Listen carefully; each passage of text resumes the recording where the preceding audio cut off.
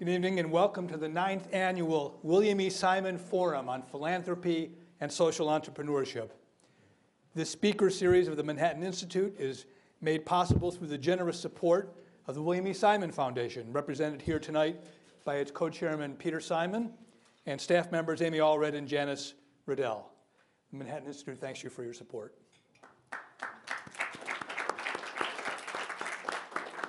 I'm Howard Husock, Vice President for Policy Research at the Institute. This distinguished series has featured such scholars as David Nassau, the biographer of one of America's greatest philanthropists, Andrew Carnegie, Clayton Christensen, who applied his insights about innovation and disruption to the world of charity, and just last year, Michael Gerson, the former White House speechwriter, who reflected on the relative roles of government and civil society. But you know, over the past 15 years, the Institute has led something called our Social Entrepreneurship Initiative, in which we've identified doers from around the country, people who are not just thinking about new directions in philanthropy and American civil society, they're starting new organizations outside of the government to fill the needs that are maybe not met as well as they might be.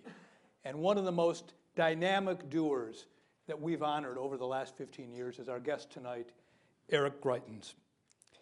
So we depart from our tradition, if you will, of having the thinkers be present at the Simon Forum and turn to one who's been both a thinker and a doer. And Eric Greitens has really done a great deal. As a Navy SEAL and a Rhodes Scholar, he tells me there is one other person who has been both. Okay. And before that, as a humanitarian relief worker in Rwanda and Croatia, as an award-winning photographer, and I'm not making this up, as a Golden Gloves boxer. I expect that aspects of those roles and his thoughts about foreign policy and other subjects will figure in our conversation this evening. But our starting point will be the organization he founded and which we honored him for. The Mission Continues, the veteran service organization he started in 2007, financed with $16,000 in combat pay he earned in tours of Iraq and Afghanistan, where he was a commander of an al-Qaeda targeting cell. From its start in a small office in his hometown of St. Louis, the Mission Continues has expanded to 5 cities across the country, including Chicago, Dallas, Houston, and right here in the Bronx. It's provided fellowships to more than 1,000 post-2001 veterans, about whom Eric had a key insight, that the best way to help those in trouble rebuild their lives was to link them to new ways for them to do what they always wanted to do in the first place, serve their country, as he himself has continued to serve. The organization's fellowship program places post-9/11 wounded and disabled veterans in community-based nonprofits all over the country. It matches them with mentors who assist them in their development professionally and in terms of new education. And it's organized hundreds of volunteer-led community service projects all over the country. For that, he received the Institute's Richard Cornell Prize in 2010. He also won a similar prize from the United Nations Foundation, so he's a bipartisan fellow. Their awards for social impact. And the Mission Continues was chosen by the Nonprofit Times as one of the 50 best nonprofits in the United States for which to work. In addition to being a Rhodes and Truman Scholar, Lieutenant Commander Greitens is a 1996 graduate of Duke University, and in 2000, he earned his doctorate in political science from Oxford. He's the author of 3 books, including the New York Times bestseller, The Heart and the Fist, The Education of a Humanitarian, The Making of a Navy SEAL, and his soon-to-be-released new book, and I think there are signed book cards at your plates, at your chairs. It's entitled Resilience, Hard-Won Wisdom for Living a Better Life. It's based on his correspondence with a fellow Navy SEAL member. His military awards include the Combat Action Ribbon, the Bronze Star, and the Purple Heart. He's currently a senior fellow at the Harry Truman School of Public Service at the University of Missouri. Please join me in welcoming to this year's Simon Forum, Eric Greitens.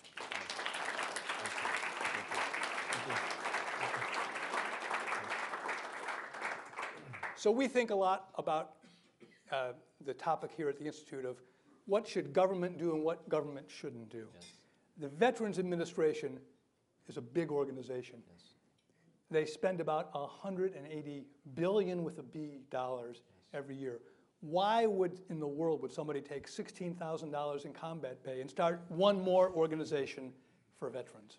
Yeah. So first of all, good evening. Thank you all very much for having me, and Howard, it's great to be with you. So first, you're exactly right. You know, the VA was last year $180 billion, and in addition to that, a lot of people don't realize the VA has actually become the second largest department of the federal government. The VA has 350,000 employees. About 324,000 of those are full-time employees, which, to give you some sense for scale, is the same number of personnel as are in the United States Navy, 325,000 people. So that's the size of the VA right now. Now, to give you a sense for why I thought there was a need, I'll just tell you a very quick story about what I saw when I came home. In my last deployment to Iraq, I'd been serving as the commander of an al-Qaeda targeting cell. My unit's mission was to capture mid to senior level al-Qaeda leaders in and around the city of Fallujah, Iraq. And in March of 2007, my team was hit by a suicide truck bomb. Now, I was very fortunate. I was fine. I was taken to the Fallujah Surgical Hospital. I was treated there, and I was able to return to full duty 72 hours later. But a lot of my friends were hurt far worse than I was. Joel, who was a Marine, who was probably standing about as close as Howard is to me, was hurt far worse than I was, had a severe head injury. He ended up being casualty evacuated back to the United States. And when I came home from the deployment a couple of weeks later, I went to see Joel, and I also went to Bethesda to the Naval Hospital to visit with some recently returned wounded Marines. And as you know, if you walk into one of those hospital rooms, you're very often talking with young men and women. And I walked in, I asked everybody a little bit about their deployments, I asked them about their units, we joked with each other a little bit about our different hometowns, and then I said to each one of them, I said, well, tell me, what would you like to do when you recover? And every single one of them said to me, I want to return to my unit. They all said, I want to return to my unit. Now, the harsh reality was for a lot of the men and women who I was visiting that day is that they were not going to be able to return to their unit. One of them had lost both of his legs. Another lost use of his right arm, part of his right lung. Another lost a good part of his hearing. And so I just said to each one of them, I said, well, tell me, if you can't return to your unit right away, tell me what else you'd like to do. And every single one of them told me that they wanted to find a way to continue to serve. They wanted to find a way to continue to live a purposeful life. Now, they didn't use the word service or purpose. One of them just said, you know, I had a really rough childhood growing up, and maybe I could go home, become a football coach or a mentor.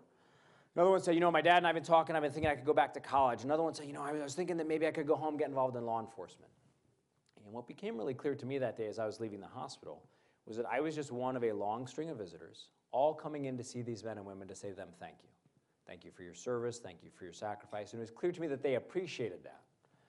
But what they also needed to hear was they needed to hear, we still need you. They needed to know that when they came home, we saw them not as problems, but as assets.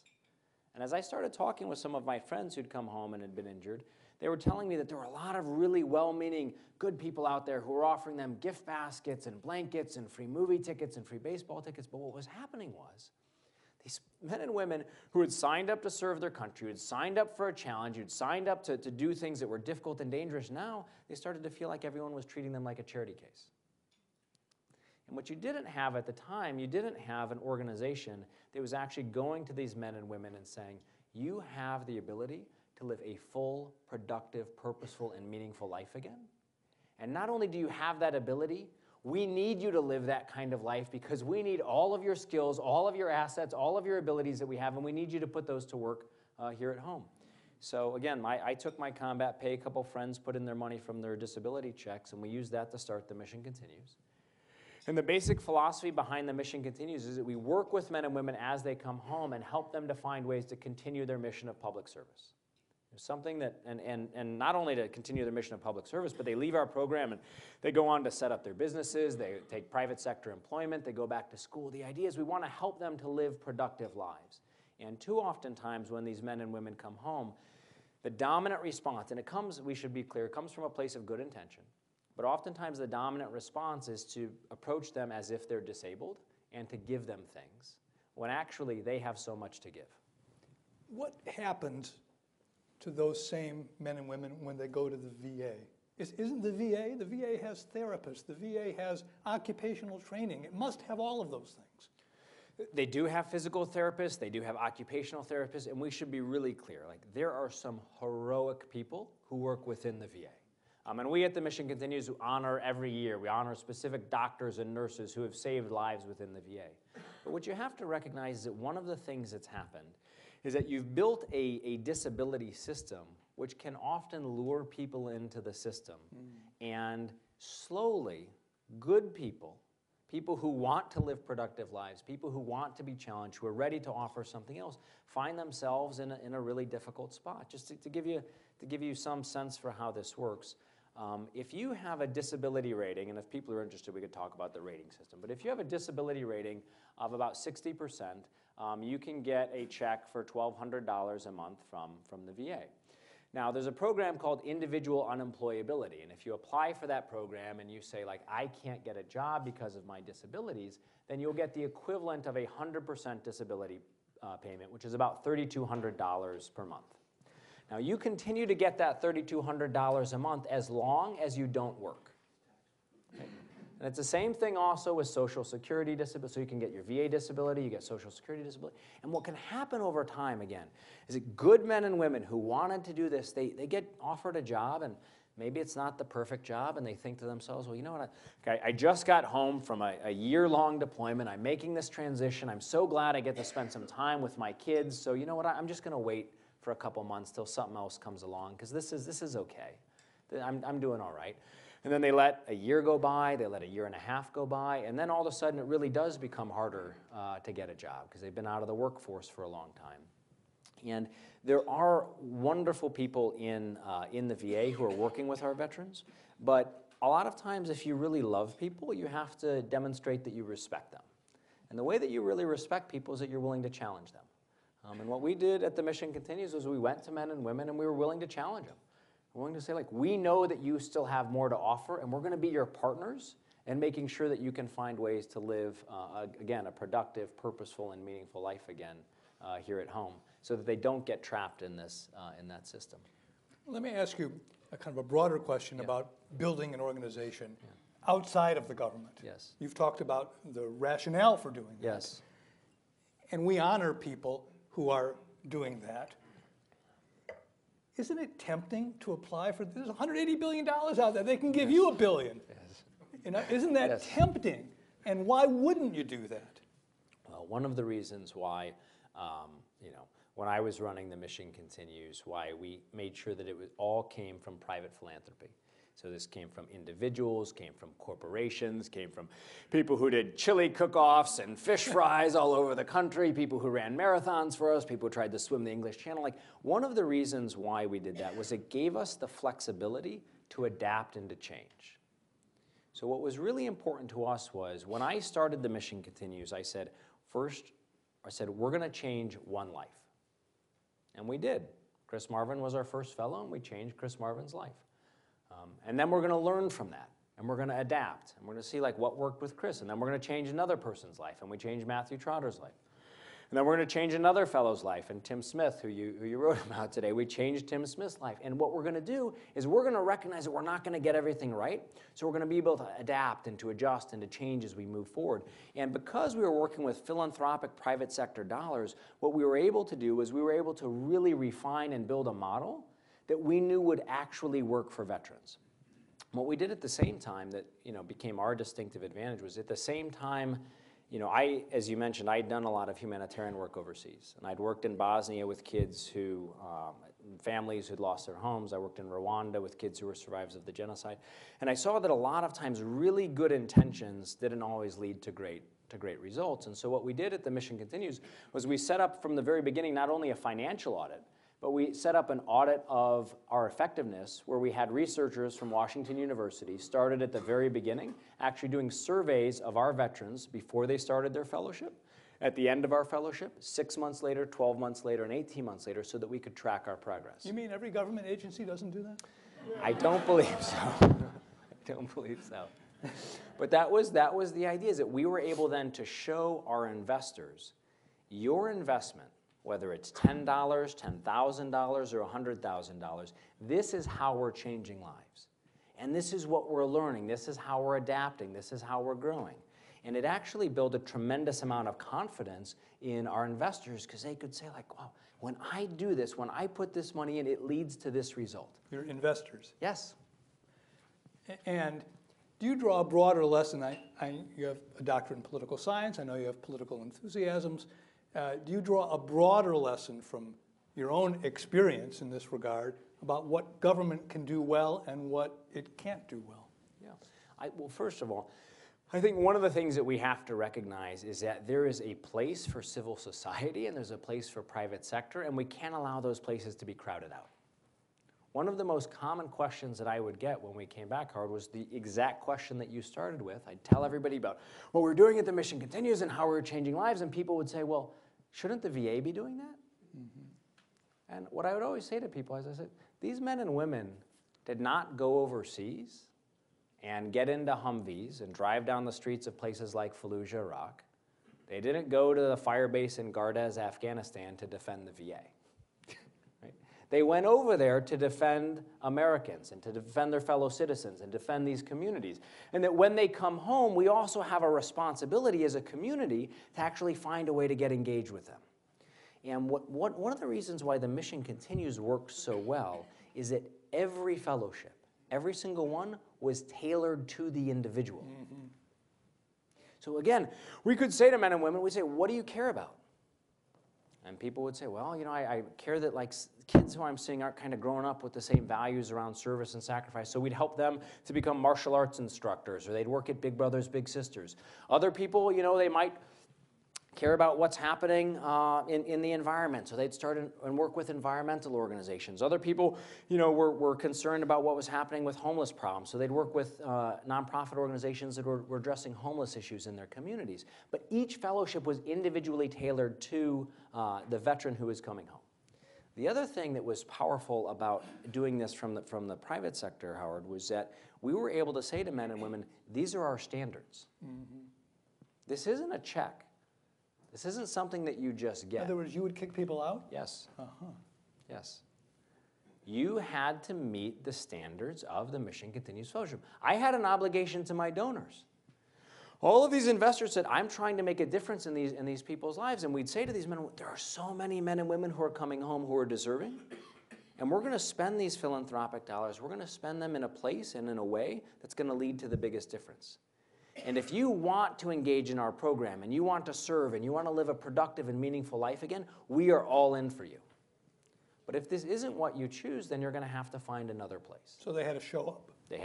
Yes, they had to show up at work. Not only did they have to, so, you know, in our program, it was very demanding, and this was part of what made it work. We asked something from people. Mm-hmm. I believe that people most respect those things that they have to contribute to. So we wouldn't hand people a fellowship. We'd say, there's an opportunity for a Mission Continues Fellowship. How do you want to build one? And even in the application process, they would go to Big Brothers Big Sisters. They'd go to Habitat for Humanity. They'd do these interviews. They'd come to us and say, this is my proposal. So they were owners in creating their own destiny right from the beginning. And then they go up. They had to complete their, we laid out specific action items for them over the course of their fellowship. We laid out an exit strategy for everybody, where they were going to go, if they were going to start their own business, if they were going to try and find private sector employment. And during the fellowship, we had to meet with private sector mentors. If they wanted to start a business, we had to meet with people who'd been entrepreneurs. So that as they went through the fellowship, they always knew they had to meet the demands of the program, and by doing that, it actually made them stronger. So there's a kind of an inevitable one-size-fits-all to a government program that you were doing something different than that. I think that's what happens too often. I mean, think for example, just specifically about post-traumatic stress disorder. Mm-hmm. Okay. So when men and women come home, we know absolutely this has been proven not just by the fact that I and some of my colleagues like Aaron Scheinberg, who's here, who I love, he's one of the great guys on our team. Not only from having met with hundreds of these men and women, but through really quality scientific studies have been done, exercise makes a difference. It makes a difference in depression, makes a difference when you're dealing with post-traumatic stress disorder. It also makes a difference when you actually have a sense of purpose, when you have a sense of community around you, your social relationships, all of these things make a difference. So we built a program that would work for individuals.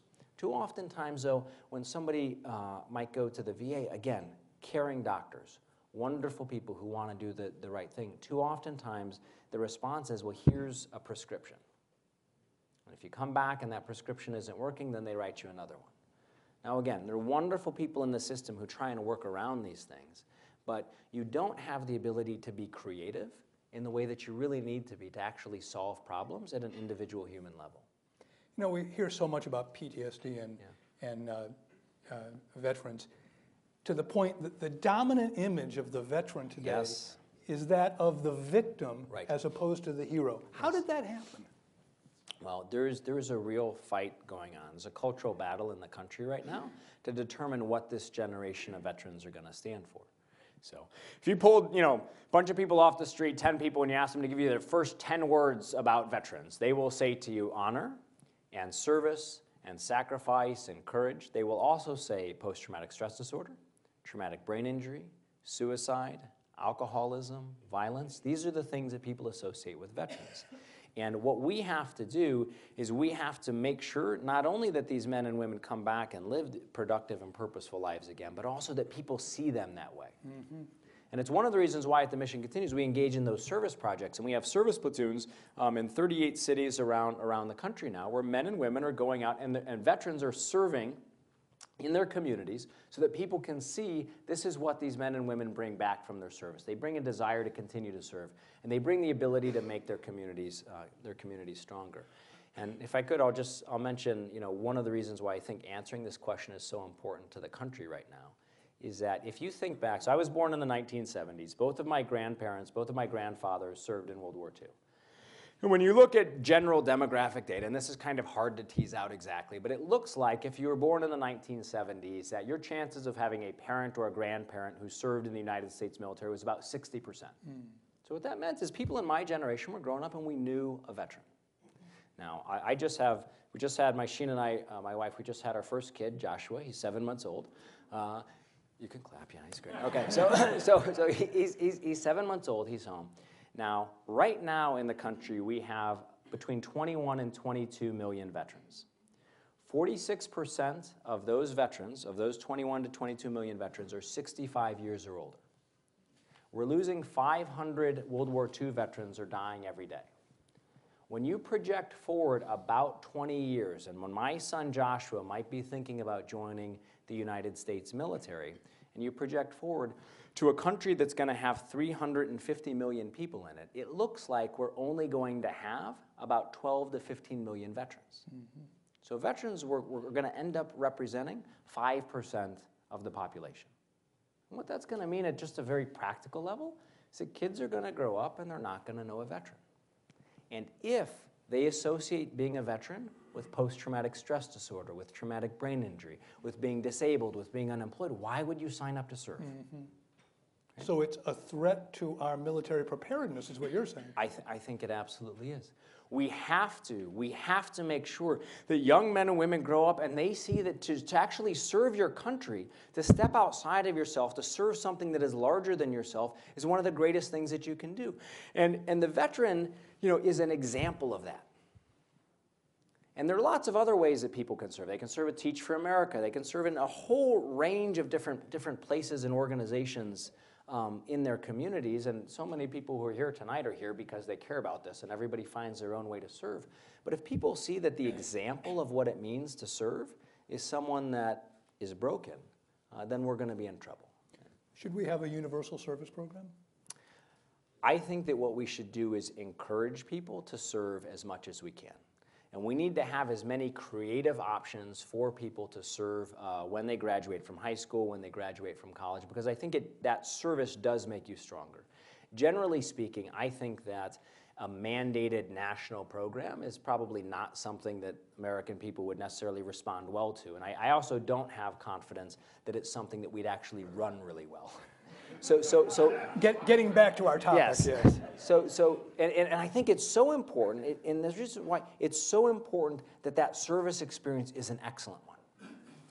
Because you ask anybody who's ever served in the United States military, and they will tell you that experience, whether it was 2 years, 4 years, 8 years, or 20 years, fundamentally changed the way that they thought about themselves as a citizen and the way that they live for the rest of their lives. So service is something that we need to take seriously. And if we're going to encourage people to serve, we need to make sure that they're in great opportunities. The SEALs and post-traumatic stress disorder have been very much in the news Yes. lately. Trial yesterday in Texas, murder of Chris Kyle. Yes. How do you think about that? What if you had met that man, if he'd come into the Mission Continues? How did you respond to all of that? Yeah. Well, I can tell you, we've had a lot of people who come to the Mission Continues who've been in really tough spots.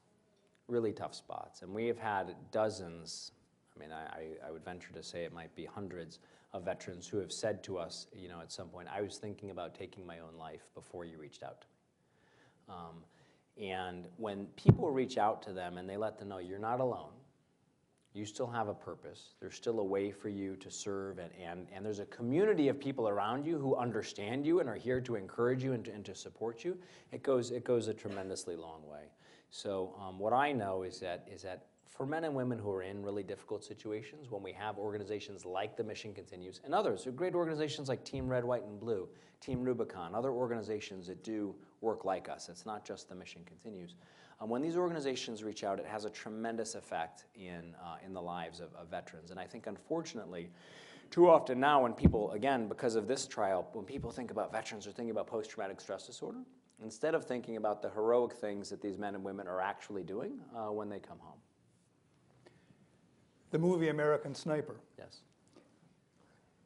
How do you think about that? Yeah. The way that it's divided the country is really what I'm meaning to say.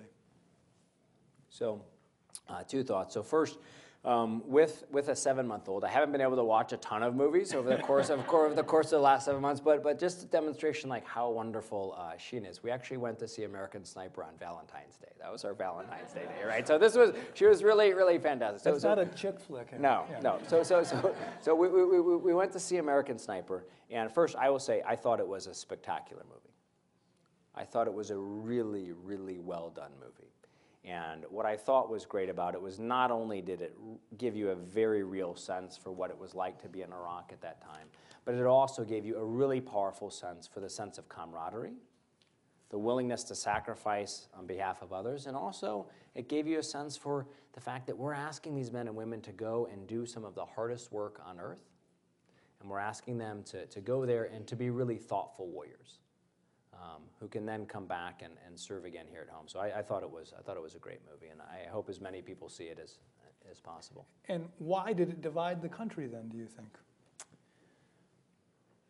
I'd have to ask the people who were divided by it, really, because, you know, I think that when you see that, I think that there are a lot of people who bring a lot of baggage when they think about some of these, you know, when they think about the war in Afghanistan, when they think about the war in Iraq. And what I thought the movie did so well was that it left all of that behind. And it just focused on what these men and women do when they're serving on the front lines, when they're serving in places of chaos and hardship and difficulty and challenge. And because it was so popular, I think, again, people tried to bring those issues to it. But what was special about the movie is that none of those issues were there. You just got to see men and women of real courage responding to an incredibly difficult situation. You're a person who thinks about, as I wrote in my Forbes column today, about, you know, the great books, literature, about the idea of the hero. Yes. Right, and so, was Chris Kyle a hero? Is that the image that will break through this veterans as victim trope? I think.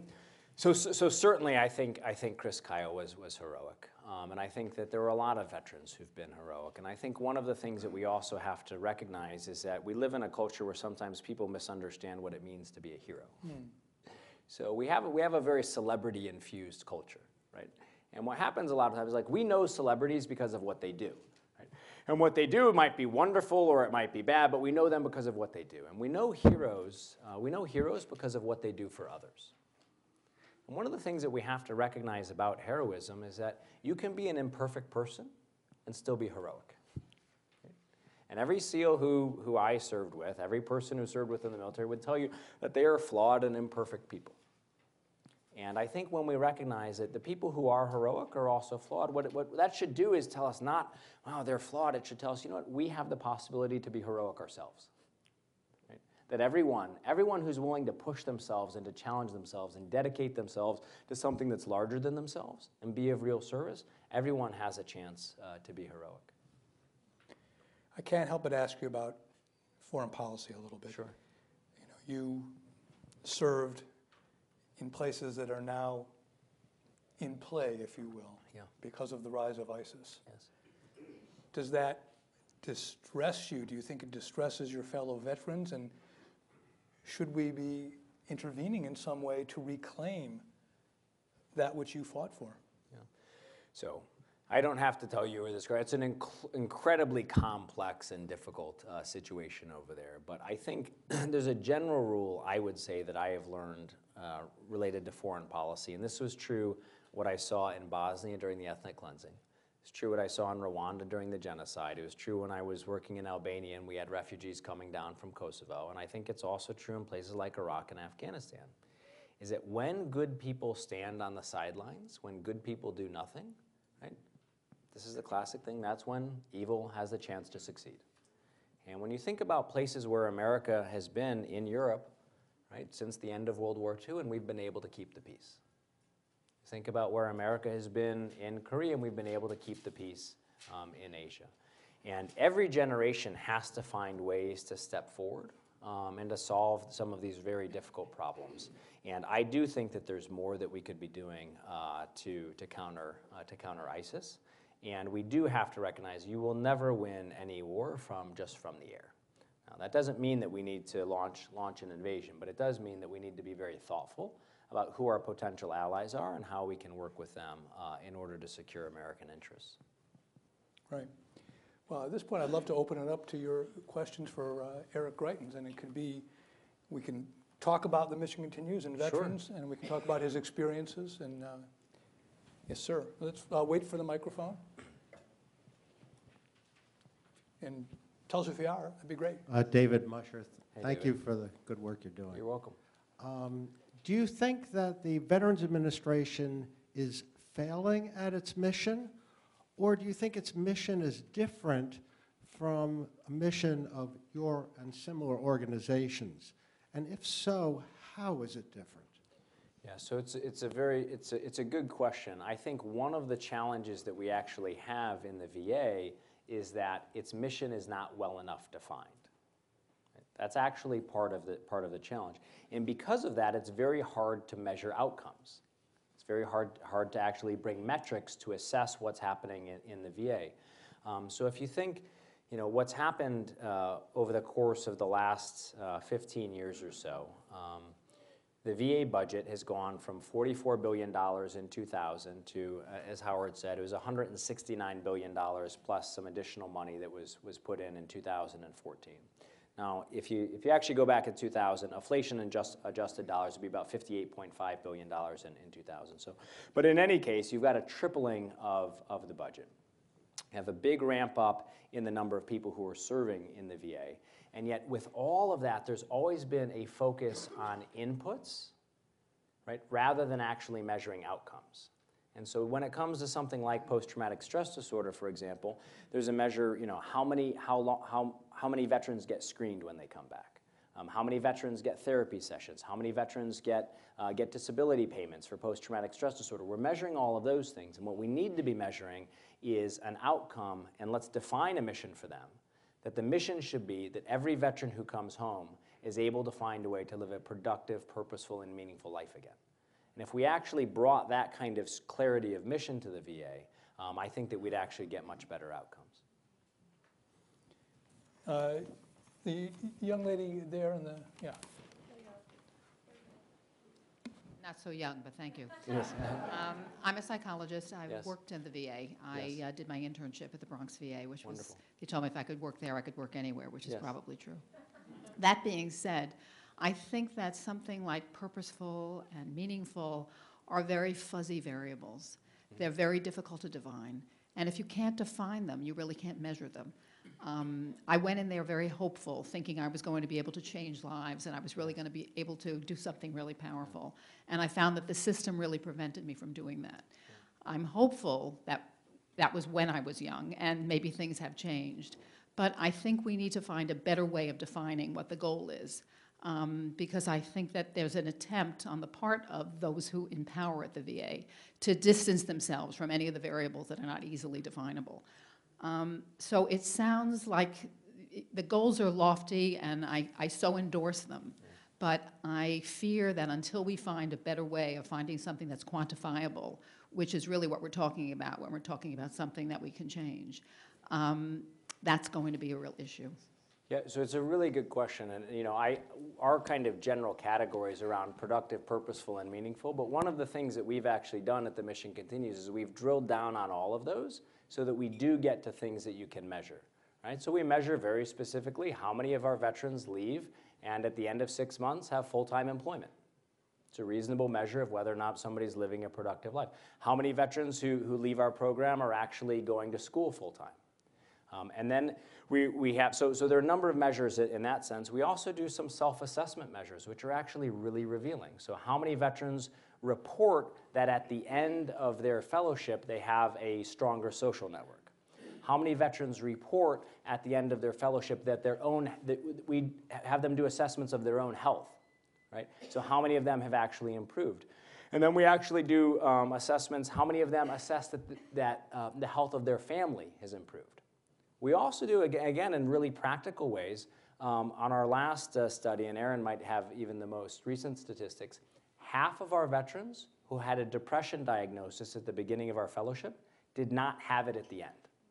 Right? That was something that we could really measure. So I think you're absolutely right. And one of the things that we do, and we'd be happy to get anyone who's interested, there have been a number of academic papers which have been published about the Mission Continues that look at all of this data. But on all of those categories, we really drill down and bring some very rigorous methodology to making sure that we can measure all of those things, just like you said. Because if you can't measure it, it's very difficult to turn to your investors and be able to show them the outcomes that you've had. Which is an interesting commentary on philanthropy today, because that's a demand that philanthropists make now, is for evaluation research, which can be difficult to afford. Yes, right? Yes, it can be difficult to afford, but I would say, for those who are in the philanthropic community, having been from the perspective, founding and running a nonprofit organization, it's fantastic to find funders who are really interested in helping to fund those studies, because not only does it give you data about what's happening, but it allows the organization to adapt and to adjust. Because we do surveys after every single one of our orientations of our fellows. We do surveys, and we get feedback from people as they went through the program, and that combined with some really rigorous academic analysis of our outcomes helped us to constantly evolve and improve. Yes, sir, right there. Hello, my name is Andrew Walquist, and we're from McLean, Virginia. Yes. I want to make a comment and then ask a question. Sure. I'm a director of a veteran-owned service-disabled company, and we employ about 70% of our employees are service-disabled. Excellent. Spent a fair amount of time trying to impact programs at the Veterans Administration. Yes. And I think the young woman is probably absolutely correct. There are 11 visions out there that have no responsibility to anyone. Their attitude is, give me the money and I will spend it the way I want to spend it. We tried to get a major suicide prevention program installed. The Army did it, but the Veterans Administration had no plan to do anything. So I'm of the opinion the only way to fix the culture of the VA is to make it part of the Defense Department. So you broke the young man, the young woman. It's your responsibility to fix it. Don't have a disabled veteran and pass him off to somebody else that runs a bureaucracy that's not been very successful. That's my political comment. My suggestion is the Marine Corps has a program where if you're disabled and you go to your hometown, a retired Marine veteran will be assigned in many cases to watch over you. Yeah. And I'm suggesting that you take your expertise, and I know government doesn't work properly, and I've been involved in government for a long time. Take your expertise, see if there is a way to expand what you're doing by reaching out to military reserve units like the Marine Corps and helping magnify what you're doing through their network of disabled Marines and then later the Army, the Air Force, and what have you. So sir, I'll just say very quickly, because I know that there are lots of questions, but we've actually started a program that does very much what you're suggesting, where we actually take our veterans, and they are actually working in cities around the country with lots of men and women some of whom are still serving on active duty, others who are veterans, to actually show models for success. One of the things that is important, and I write a lot about in this new resilience book, is that people need to have models to look to. And it's one of the reasons why when we work with veterans who might have post-traumatic stress disorder or traumatic brain injury or been physically injured, we actually put them in front of groups of veterans who've come home. And these veterans who are now running their own successful small businesses, who've got rewarding careers in the private sector, they get up and they talk about their own journey. And it helps the men and women who are just coming back to see that success is possible. I'm going to go to this side of the room. Yeah, Jerry Orstrom over there. Thank you. I'm curious about the juxtaposition of your intellectual curiosity and your military service. What inspired each, when, and how? And while you were training as a SEAL, what was it like philosophizing with your drill training? Yeah. Instructor. So I'll tell you. So I joined the military relatively late. I was 26 years old. This was after I had finished graduate school. So my transition was, I was actually at Oxford. I was defending my dissertation, and we had this conversation about my theory of ideas and the way that ideas influence culture and all this stuff. And then a couple of weeks later, I showed up in Pensacola, Florida to officer candidate school, and I had a Marine Corps drill instructor who was screaming in my ear saying, "You don't even know how to tie your shoes. Like, what are you doing here?" Right? So it was this great kind of transition. But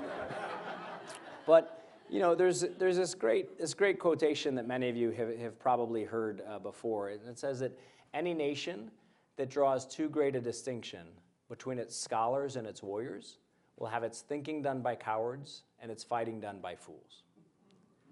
And what you actually found was that in the United States military, there were a lot of really thoughtful people.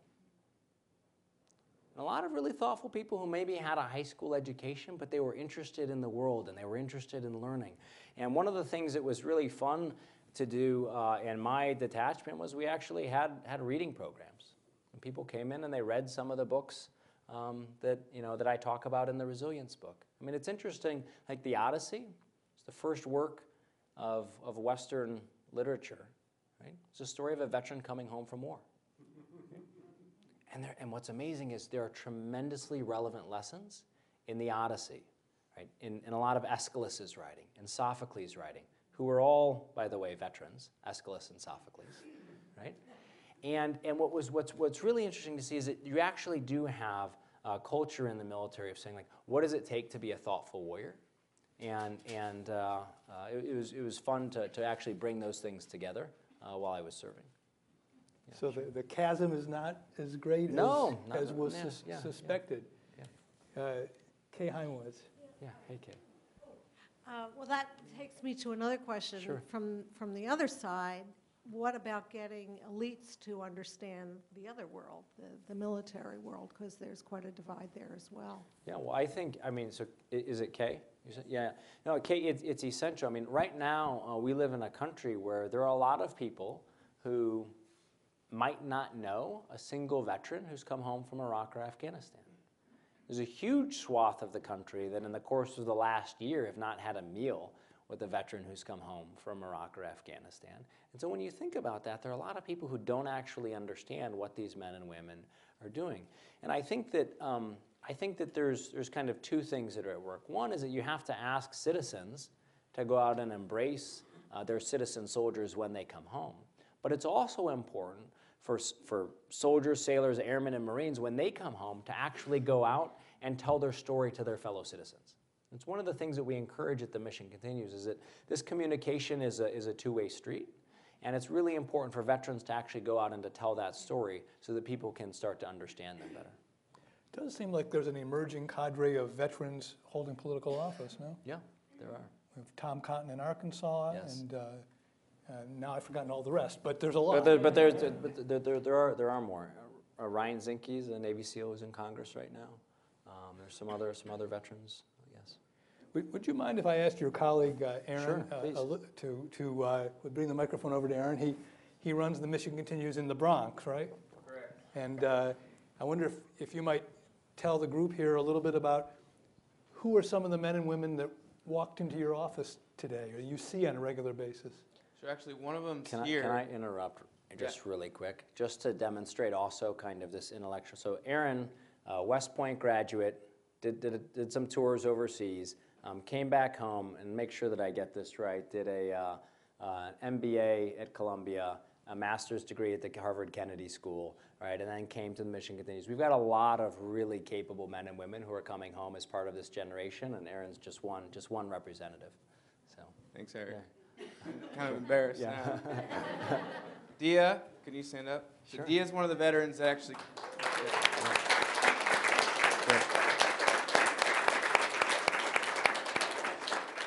Dia is our Brooklyn platoon leader. We actually have 3 platoons. These are the teams of veterans that Eric was talking about that are dedicated to service here in New York City. Dia leads the platoon of soon to be 40 to 60 veterans in Brooklyn. The mission that he's focused on is rebuilding our national parks, the harbor parks here in New York City. Many of them are in Brooklyn, like Fort Hamilton, they're in Staten Island, and Dia is going to be working on it through the course of this year with his battle buddies in action here at home. And this is something that we're building all across the country. For New York City, the history of veterans coming home and continue their service starts with George Washington. And you even have people like Colin Powell, born and raised in the Bronx, who came home and obviously continued his service. So we're following in their footsteps. And hopefully, if you're here in New York City, we'll have lots of service missions that you can join us in over the next few years. What's the next thing? Let's bring the microphone back to Thea there just for a minute. To Dia. And Yeah. what's Thank you. the next thing you're doing in which park? That's a very good question. I actually have a meeting tomorrow with Aaron and Vu, another member of the Mission Continues full-time staff, to plan some of the events. So today we had a phone call with some of the friends over at the Rockaways to help with some of the houses that are still being put together after Hurricane Sandy. We're looking at working with them on rebuilding some of those houses. We're working with, National Parks on a project at Fort Wadsworth. So we haven't ironed out all the details yet, but that's on our planning to-do list for tomorrow. And as soon as we get some dates out, I'm sure we can probably find a way to get them out to the group of people here to help out. So people can volunteer with you, right? Yes. Absolutely. That's the idea. Yes. That's the idea. Okay, good. Couple more questions. Yes, my colleague Cheryl Keller, who did the original site visit for the Social Entrepreneurship Award at the Mission Continues. Oh, thanks. Listen, my question is, if you had to generalize, Eric, as to how these men have impacted the nonprofits that you've placed them with, and I know each man is an individual and they've all done different things even as teams, I just wonder, do they have a chance of changing the nonprofit world as well? They do. I mean, one of the things that's amazing to see, Cheryl, is that when these men and women go into these nonprofit organizations, one of the things that happens is that they fundamentally change their conception of what a veteran is. Right? And these men and women come home and they see that they have all of these skills. They have the ability to lead. They have the ability to inspire. They're mission focused. They have a really strong sense for making sure that no matter what happens, they're going to persevere to the end and actually complete their mission. And they bring a tremendous amount of energy and usually also a lot of fun. Yeah. Right? And so we have, I think it's 97% of our organizations where we place Mission Continues fellows actually ask us for more. Right? So what's happening is when they're seeing these men and women, they're saying to us, this is a real asset to the country, and it's changing their conception of veterans. I was thinking, are they managed better as a result of having military guys there? I was thinking, nonprofit management could probably use a Yes. military order. Little military order. Completely different, Charles. Yes. No, I mean, they've done so many things and had so many positive impacts. That's certainly one of them, is that they're often able to bring that sense of leadership into organizations and both to inspire people and then also use that inspiration to actually drive through and complete missions. Right. One last question? Yes, right there in the middle. Wait for the microphone. Hi, I'm John Mack. John. I'm a recent graduate of Providence College, and Great. my brother is a veteran. He invited me. Excellent. And I was considering pursuing a degree in social work. Yeah. And I was wondering if your program works with the VA for counseling for the veterans, or if you guys have your own counselors and work with them through those people. Yeah, so we have. I think he's saying, is there a job at the end of the rainbow there? Yeah, so get Aaron's card and put in a job There you application go. for you, John. But we have a staff that works with all of our Mission Continues fellows and that works with our service platoon leaders on a daily basis. We also partner, I mean, we've partnered, how many organizations is it with now? Over 700 different nonprofit organizations around the country, and we've built this on a partnership model. One of our partners, for example, is an organization called Give an Hour. And this is a group of psychologists actually around the country who volunteered their services to work with our veterans. And so They won the Social Entrepreneurship Award the year after. the year after, yeah. So it's got good taste, right? It's got good folks who come together. So what we do is we actually work in those partnerships, and so it's a less, because of some of the rules and restrictions that the VA has in place. It's very hard to actually work with the staff of the VA on a specific veteran's care. But we do partner with a lot of other organizations to make sure that they have the support that they need. Yeah. Please join me in thanking and recognizing Thank Eric you. Greitens. Thank you. Thank you.